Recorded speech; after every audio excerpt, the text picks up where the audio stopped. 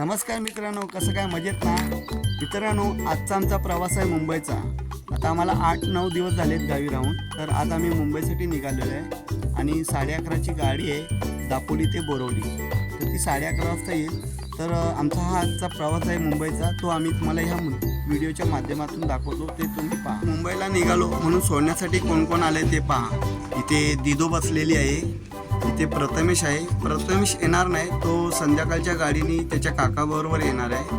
आणि माझी मिसेस आहे इंदू, आणि इथे बारकी बसलेली आहे, इथे दुर्वा आहे आणि ही सोना. या सर्व मंडळींचं खरोखर मी आभारी आहे की ते आम्हाला दरवर्षी सोडायला येतात स्टॉपवरती. आता मी इथे स्टँडवर थांबलेलो आहे बघा, हा स्टँड आहे आमचा आणि गाडी इकडनं येणार आहे. तसंच या स्टँडचं काम ज्यांनी केलेलं आहे, ज्यांनी ही जागा दिलेली आहे, त्यांचं इथे बोर्ड लावलेलं आहे, ते तुम्ही पहा. या बसस्टँडपासून आमचं घर एकदमच जवळच आहे. त्याचप्रमाणे आजूबाजूचा नजारा पण खूपच छान आहे. आणि हा जो रस्ता गेला आहे तो वडवलीकडे गेलेला आहे. आणि हीच आमची माटवणची शाळा आहे, ती फेमस आहे. इथे 1ली ते 10वीपर्यंत शिक्षण होतो आणि खरोखर मुलांना एकदम जवळच शाळा आहे. आणि हा जो रस्ता आहे, इकडं बाईक येते, तो रस्ता पाचवलीला जातो.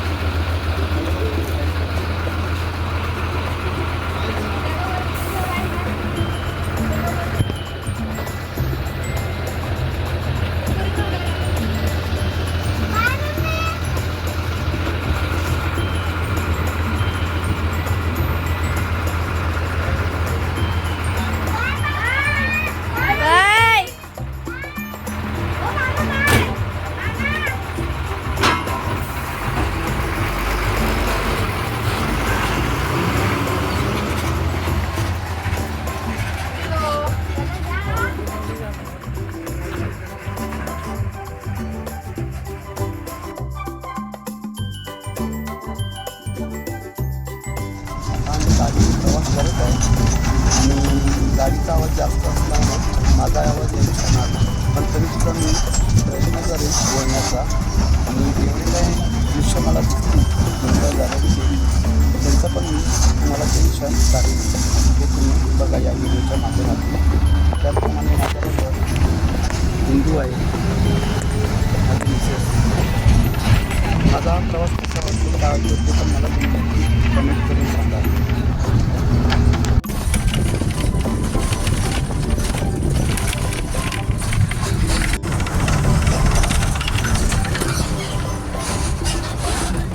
गाजवलीला आलेलो आहे आता आम्ही.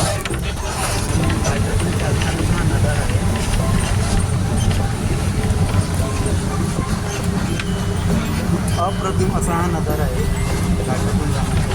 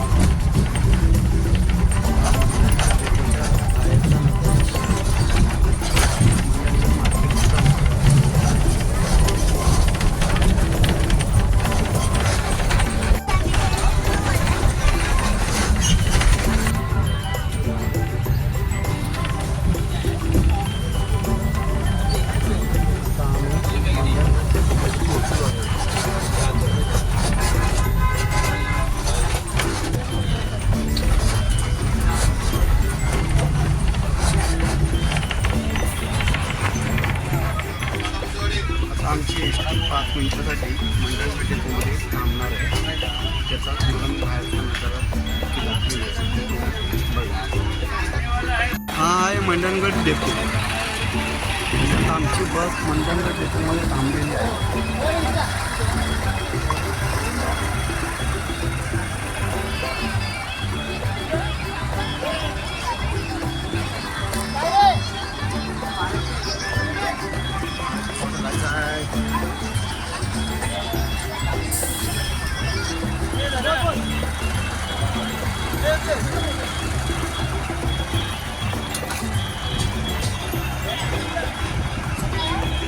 हा आहे मंडणगड डेपोचा परिसर.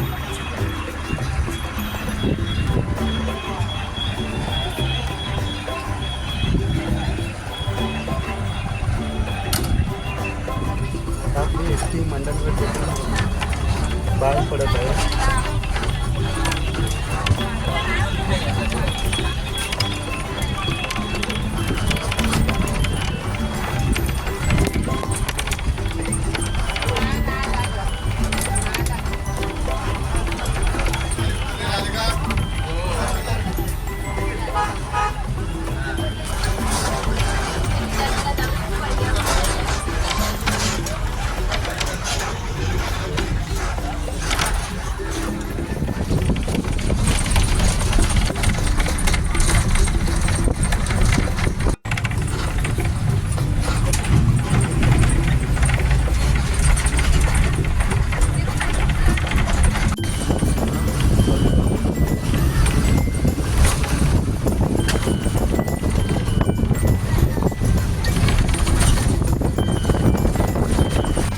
आमची एस टी आंबेड डेपोत थांबली होती.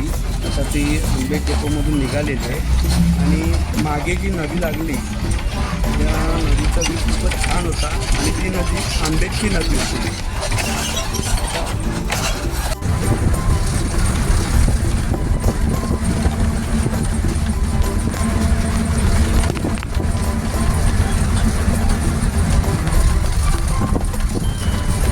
गाडीमध्ये आता आम्हाला जरा झोप लागली होती. आता गाडी आली आहे माणगाव डेपोमध्ये. तर माणगाव डेपोमध्ये थांबेल की नाही थांबेल ते माहीत नाही. तर आम्ही तिकडचा पण व्हिडिओ तुम्हाला दाखवतो. कारण गोरेगाव डेपोमध्ये थांबली नाही, कारण गोरेगाव डेपोमध्ये काम चालू होतं म्हणून ती माणगाव डेपोमध्ये थांबलं आहे असं सांगितलं होतं. तर बघू जर माणगाव डेपोमध्ये थांबत असेल गाडी तर त्याचाही व्हिडिओ मी तुम्हाला दाखवतो. गाडी माणगाव डेपोमध्ये थांबणार आहे. तर जर आता मग खाली डेपोमध्ये उतरूया आणि आजूबाजूचा परिसराचा नजारा पाहूया.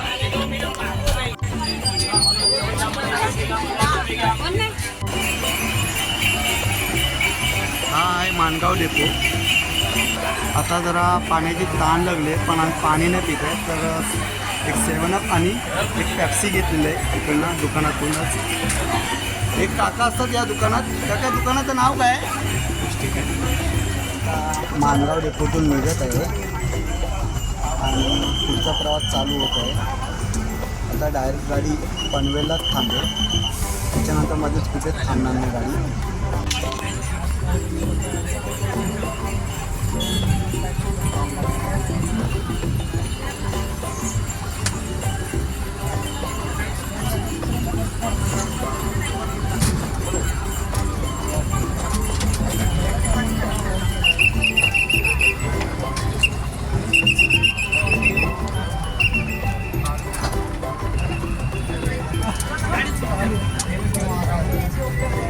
आता गाडी माणगाव डेपोतून बाहेर पडलेली आहे.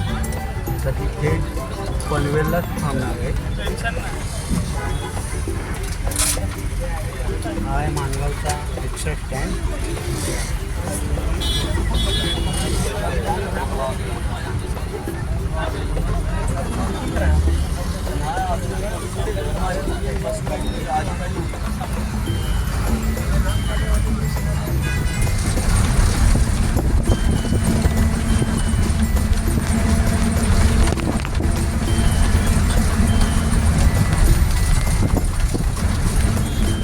काही तास गाडीने घेतल्यामुळे आम्हाला समजलं नाही की गाडी कुठे आली.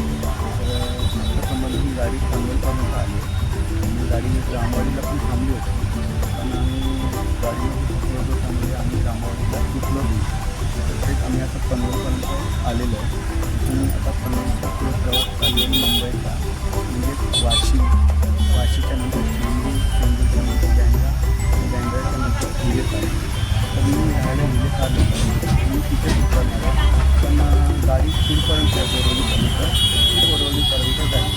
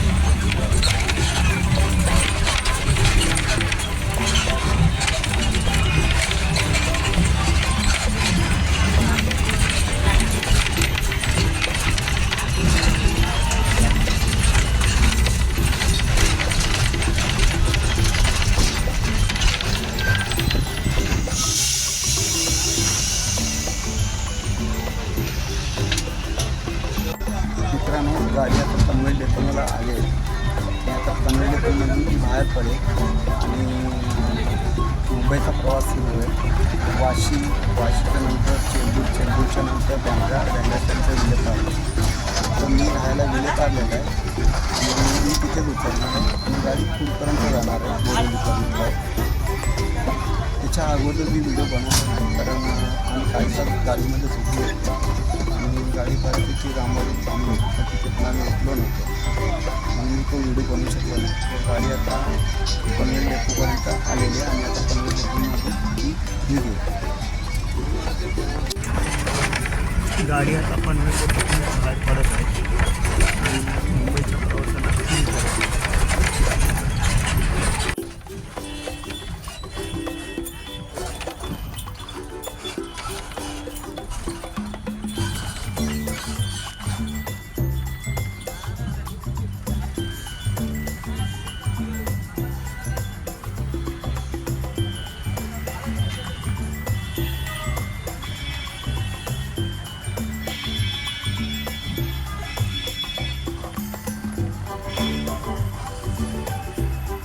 मित्रांनो, फायनली आम्ही घरी पोचलेलो आहे.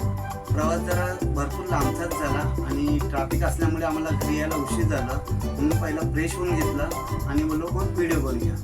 मित्रांनो, हा माझ्या प्रवासातला पहिलाच ब्लॉग आहे आणि दापोली ते बोरवली असा माझा प्रवास होता आणि माझं गाव माटवण, तिकडनं हा प्रवास होता. गाडी होती 12:30 ते संध्याकाळी 7पर्यंत येण्याची, पण आता आम्हाला मॅक्सिमम 8:45 होत आले. आणि म्हणून तुम्हाला सांगायचं एवढंच की प्रवास खूप सुखदायक असतो, पण कधी कधी थोडा कंटाळवाणा पण होतो. आणि जेव्हा ट्रॅफिक असते तेव्हा खरोखरच कंटाळवाणा असतो. पण खरं आपण सॅल्यूट केलं पाहिजे ते एस टीच्या ड्रायव्हरांचं, कारण ते घाटाघाटातून एकदम गाडी व्यवस्थित चालवत असतात आणि आपल्याला व्यवस्थित आणत असतात मुंबईपर्यंत, म्हणून त्या ड्रायव्हरांना एस टीच्या माझा सॅल्यूट. त्याचप्रमाणे मित्रांनो, हा माझा प्रवासातला पहिलाच ब्लॉग होता. तर गाडीचा जास्त आवाज असल्यामुळे माझा आवाज त्याच्यात थोडाफार कमी आहे, कारण गाडीचा आवाज जास्त असतो. पण तरीसुद्धा मी बोलण्याचा प्रयत्न केला आहे आणि तुम्हाला प्रत्येक डोंगरातला म्हणा नदीचा व्ह्यू दाखवण्याचा प्रयत्न केलेला आहे. तर माझा हा ब्लॉग कसा वाटला, काय वाटला ते तुम्ही जरूर मला कमेंट करून सांगा. आणि माझ्या या नवीन चॅनलला सबस्क्राईब करा, लाईक करा, बेल आयकॉन बटन दाबायला विसरू नका आणि अशीच मला तुमची साथ मिळू दे.